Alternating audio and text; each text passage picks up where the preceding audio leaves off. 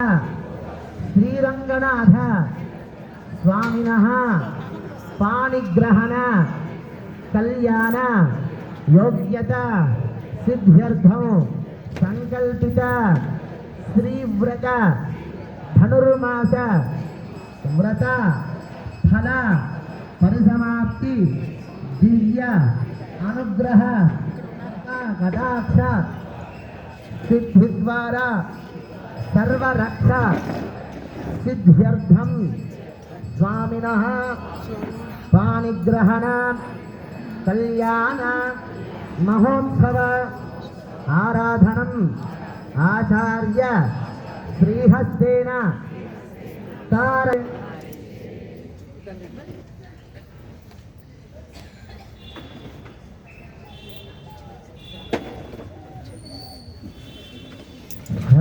విధేమా.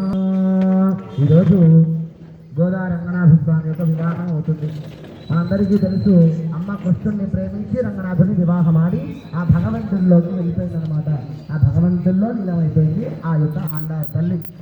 మనమందరం కూడా 30 రోజుల నుంచి వ్రతం చేసి ఆ యొక్క భగవంతుడిని పొందేటువంటి శుభదినము ఈరోజు.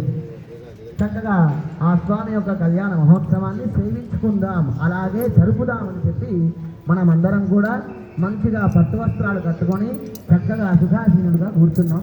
ఇక్కడ స్వామివారి యొక్క కళ్యాణానికి ప్రారంభంలో చేసేటువంటి విశ్వక్సేనారాధన, పుణ్యాహవాసనాది కార్యక్రమాలు, అట్లాగే కైంకర్యదారుల యొక్క గోత్రనామాలు ఇప్పటి వరకు కూడా పూర్తయ్యాయి.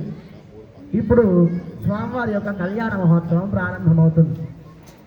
మనం తెచ్చినటువంటి ద్రవ్యాలు, అట్లాగే మన దేహము, మన మనము భగవంతుడికి ఆరాధన చేయాలి అంటే శుచిగా శుద్ధిగా ఉండాలి. కాబట్టి ఆ శుచికి శుద్ధికి పుణ్యాహవాదన కార్యక్రమం చేసి ఆ తీర్థాన్ని స్వామిపై, మనపైన, ఆ తర్వాత భక్తుల పైన చల్లుతారనమాట. చల్లినప్పుడు మనలో